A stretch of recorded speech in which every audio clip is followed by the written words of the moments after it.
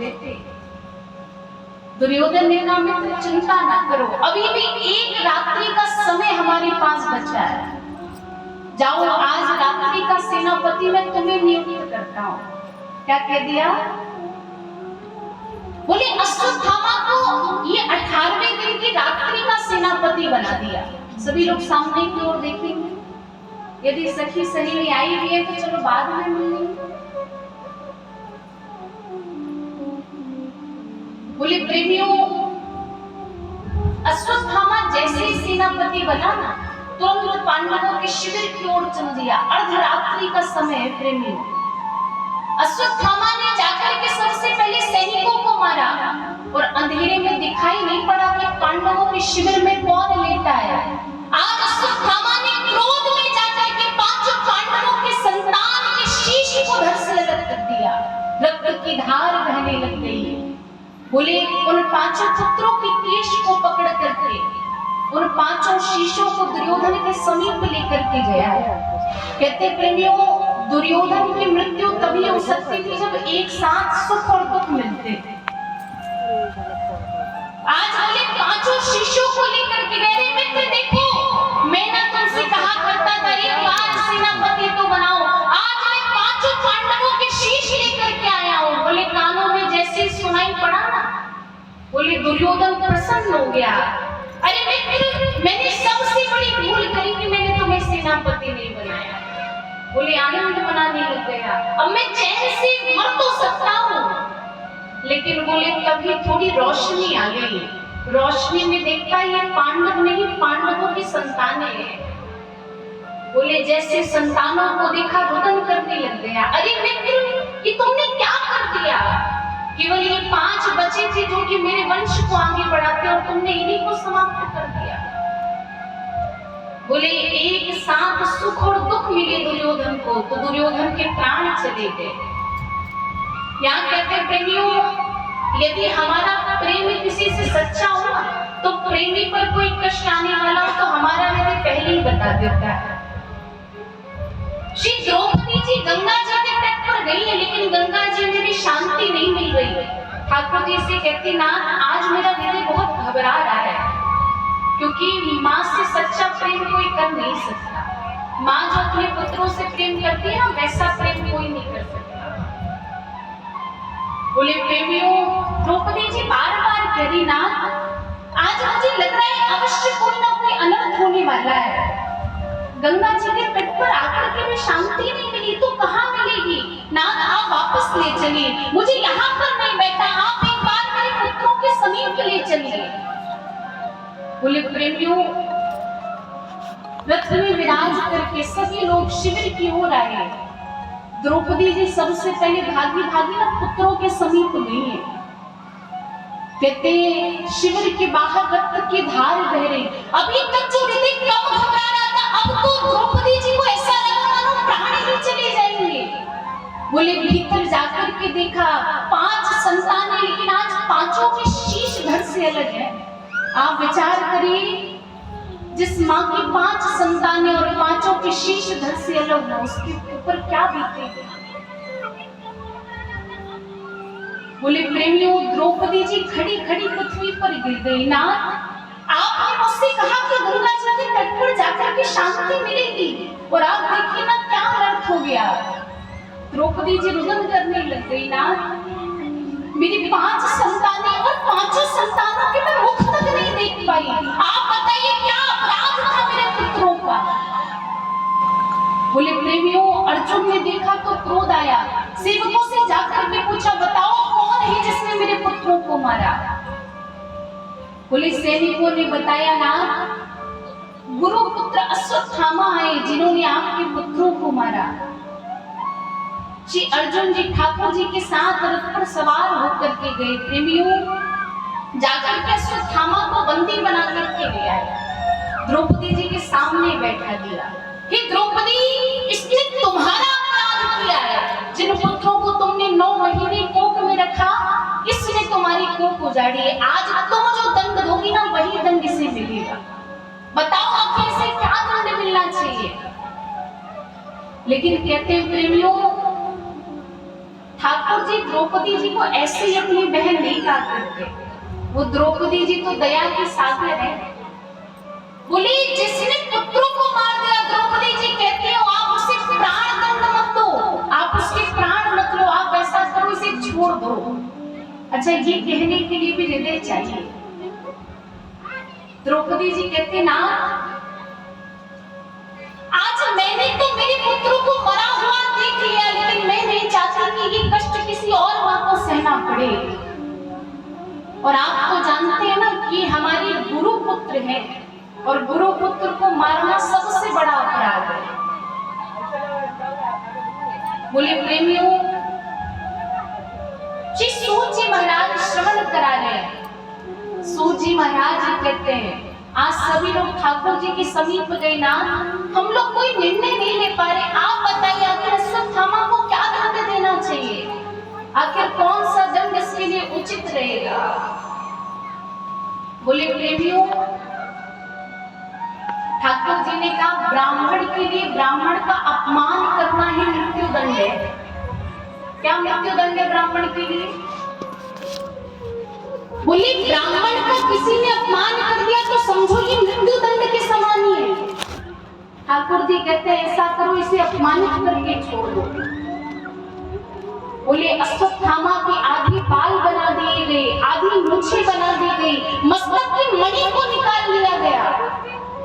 और कहते प्रेमियों, जिस प्रकार सर्प बिना मणि के अधूरा है, उसी प्रकार ब्राह्मण मस्तक की मणि के बिना अधूरा है। क्योंकि मैंने आपको कल ही बताया कि ब्राह्मण के मस्तक पर एक तेज दिखाई पड़ता है, और यदि उस तेज रूपी मणि को निकाल लिया जाए तो फिर ब्राह्मण बचेगा ही नहीं। बोले अश्वत्थामा को अपमानित करके छोड़ दिया गया, लेकिन कहते हैं ना जिसके मन में गलत भाव हो उसके मन में अच्छाई नहीं आ सकती। अपमानित होने के बाद में अश्वत्थामा पर कोई प्रभाव नहीं पड़ा। अश्वत्थामा विचार करता है कि अभी तो मैंने पूरी वंश को समाप्त नहीं किया, अभी तो अभिमन्यु की पत्नी उत्तरा के गर्भ में एक संतान बची है। अब जब तक मैं इसका नाश नहीं करूंगा तब तक मेरे हृदय को शांति नहीं मिलेगी। बोले प्रेमियों, अर्जुन के पुत्र अभिमन्यु की पत्नी का नाम है उत्तरा, जो कि अभी गर्भवती है। आज अश्वत्थामा ने दूर जाकर के दूर से ही ब्रह्मास्त्र छोड़ दिया। बोली ब्रह्मास्त्र आकर के उत्तरा के गर्भ में लगा और गर्भ में उस बालक ने प्राण त्याग दिए। बोली उत्तरा के गर्भ में कष्ट होने लग गया। उत्तरा बार-बार पुकार करती है, हे नाथ, आज अश्वत्थामा के इस ब्रह्मास्त्र से आप ही मेरी रक्षा करिए। पाहि पाहि महायोगीन देव देव जगत्पते नान्यां तुद भयं पश्ये यत्र मृत्यु परस्परम। ही नाथ, आज मेरे पास कोई और नहीं बचा जिसके पास में जाकर के निवेदन करूं, आप ही आकर के मेरे गर्भ की रक्षा करिए। बोले प्रेमियों, उत्तरा ने पुकार करी ना। अब ठाकुर जी की लीला देखिए। एक ठाकुर जी तो उत्तरा के समक्ष खड़े हैं, जो कि कह रहे हैं उत्तरा तो चिंता ना कर, मैं तेरे गर्भ की रक्षा करूंगा। और कहते एक ठाकुर जी उत्तरा के गर्भ के भीतर पहुंच गए और मरे हुए बालक को जीवित कर दिया। क्या कर दिया? और कहते प्रेमियों, ये मरा हुआ बालक जो जीवित हुआ ये कोई और नहीं, यही है राजा परीक्षित जी। कहते लोग संसार में जब तप करने के बाद परमात्मा के दर्शन करते हैं, लेकिन इन्होंने जन्म से पूर्व ही दर्शन कर दिए। बोले प्रेमियों, उत्तरा के गर्भ की रक्षा करने के बाद ठाकुर जी विचार करते हैं, अच्छा प्रेमियों, ये कथा विस्तार से तो मैं 5वें दिन आपको श्रवण कराऊंगी, लेकिन अभी हमें परीक्षित जी के जन्म की ओर चलना है, तो अभी हम संक्षिप्त में सुनते जा रहे हैं। बोले प्रेमियों, ठाकुर जी मन में विचार करते हैं कि अब इस संसार के मेरे जितने भी कार्य थे सब पूर्ण हो गए, अब इस संसार से जाने का समय है। आज ठाकुर जी ने हस्तिनापुर में बुआ कुंती, पांचों पांडव, द्रौपदी जी सभी को बुलाया और सभी से कहा जिसके मन में जो वरदान हो आज मुझसे वो वरदान मांग लो, आज मैं सबके हृदय के वरदान की पूर्ति करूंगा। बोले प्रेमियों, सबने सुंदर सुंदर वरदान मांगे। अब बारी आई बुआ कुंती की। सभी लोग ध्यान से सुनिएगा। मुझे केवल दो ही प्रसंग भागवत में अत्यधिक प्रिय है, एक तो ये बुआ कुंती का और एक उद्धव प्रसंग। तो सभी लोग ध्यान से श्रवण करिए। आपस में चर्चा करने के लिए तो जीवन पड़ा है। ये कथाएं प्रेमियों बार बार नहीं मिलती, तो मेरा सभी से विनम्र निवेदन है, जैसे अधिक अर्जेंट बात कर रही हो ना, जो अत्यधिक आवश्यक हो, तो बस अपनी सहेली को लेकर के या अपने सखा को लेकर के दूर जाके और करके और फिर आ जाएगा।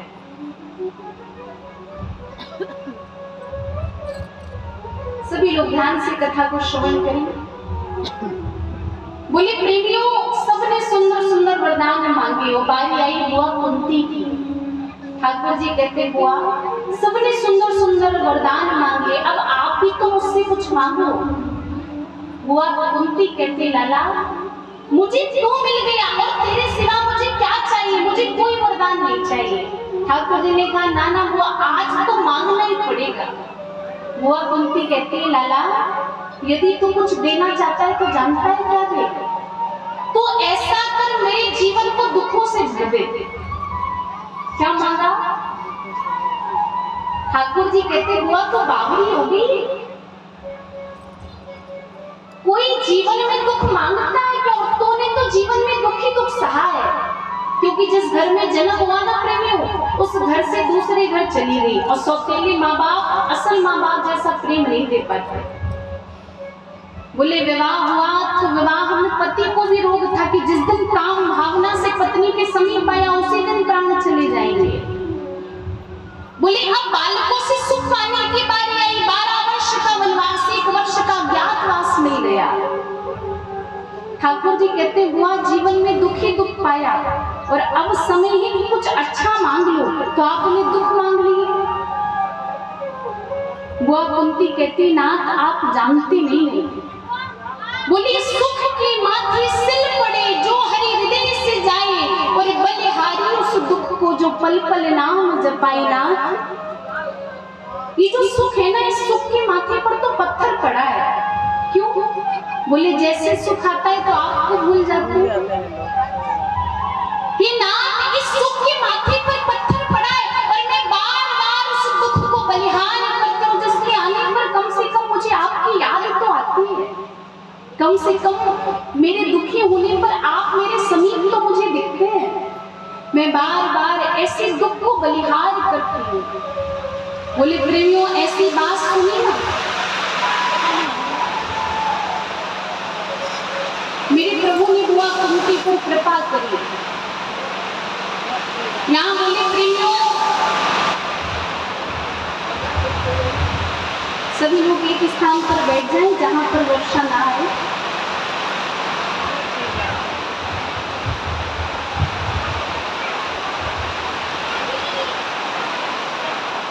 बोले वृंदावन में हरि लाल की।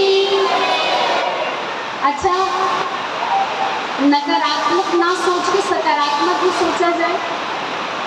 ये विचार कर लो कि ठाकुर जी ने बता दिया कि मैं यहाँ पर आ गया हूँ। क्या बता दिया?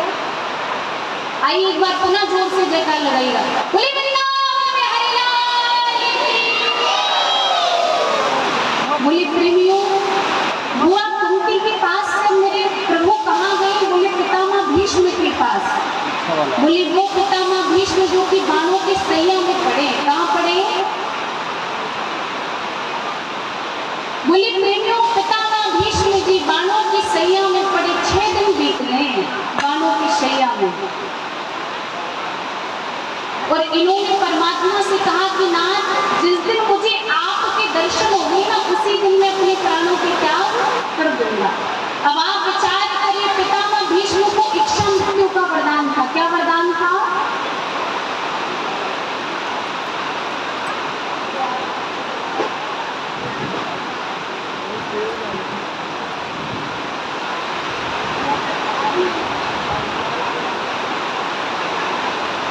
आइए सभी लोग दूसरे कीर्तन करेंगे, दोनों हाथ उठा करके। श्री कृष्ण गोविंद हरे मुरारी, हे नाथ नारायण वासुदेव।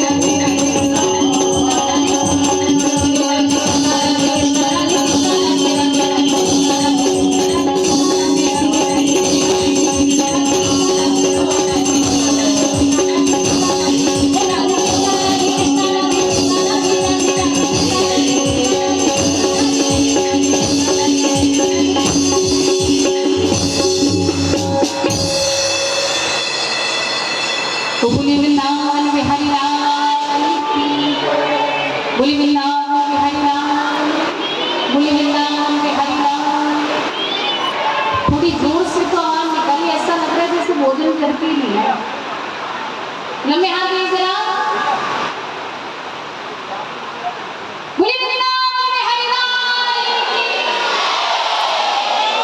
पीछे वाले उधर जो लोग खड़े हैं ना हमारी युवा पीढ़ी, लंबे हाथ में जरा